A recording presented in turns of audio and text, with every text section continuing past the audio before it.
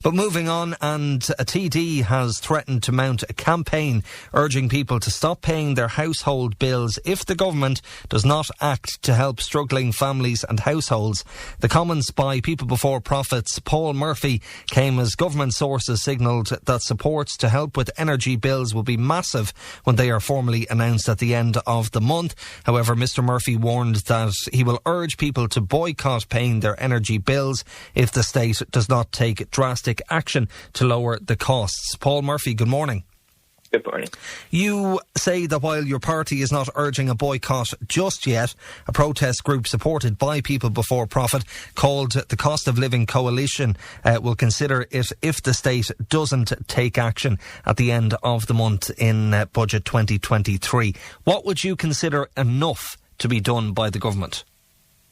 Well, the government needs to act to protect people from these absolutely soaring energy bills, in particular, also food bills, rents that continue to go up, and to shield people from this, immense cost of living crisis that is going to turn into a catastrophe as the winter comes in. That's what they need to do, so people don't suffer drastic cuts in their living standards, so people aren't experiencing energy poverty in the way that they are currently set to do.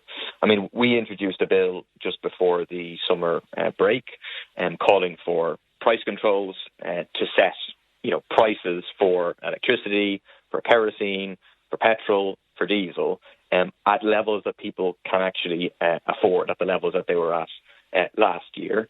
And that, combined with, really we need to renationalise the entire energy supply sector. Even the kind of neoliberals are admitting that the energy market is a disaster. That's what's necessary.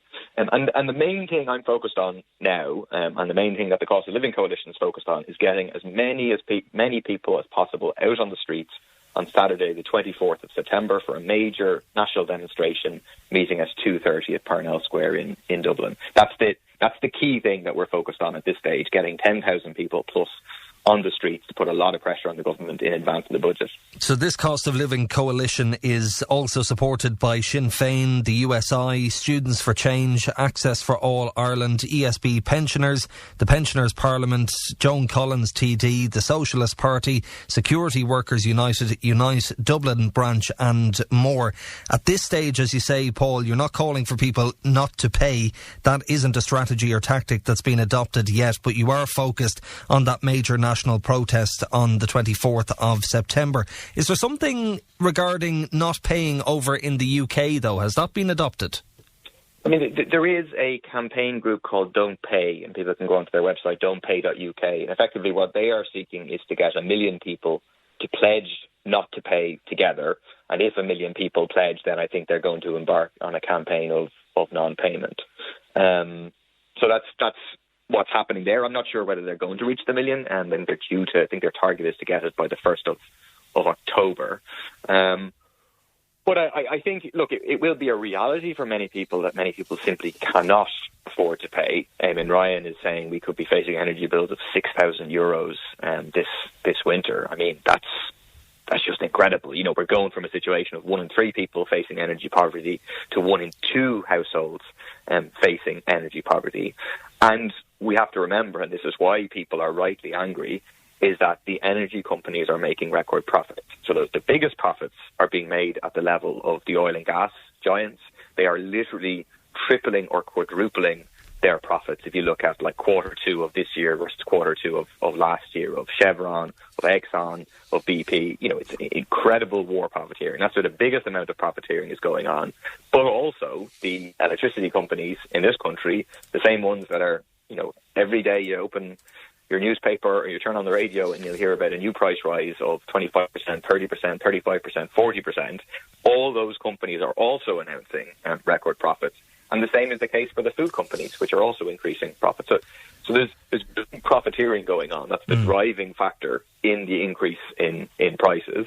And it's why people are really right to be outraged about it. If we go back to the point that I opened with, Paul, that government sources have signalled now that supports to help with the energy bills will be massive when they're formally announced at the end of the month.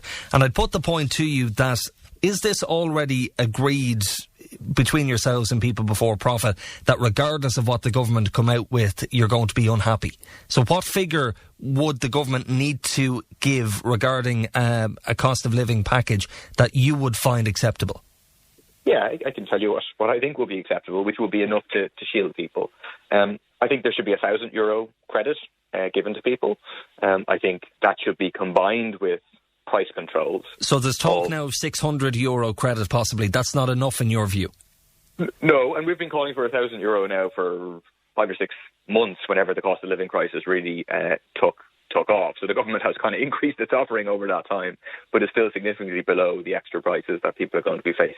Secondly, to have price controls to stop that money simply going into the pockets of private energy companies. Thirdly, to start a process of bringing the private companies back into public ownership. We had nationalised energy supply sector in this country and we had the lowest electricity prices in Europe. Now we've effectively privatised, deregulated, liberalised energy market, and we have one of the most expensive in Europe.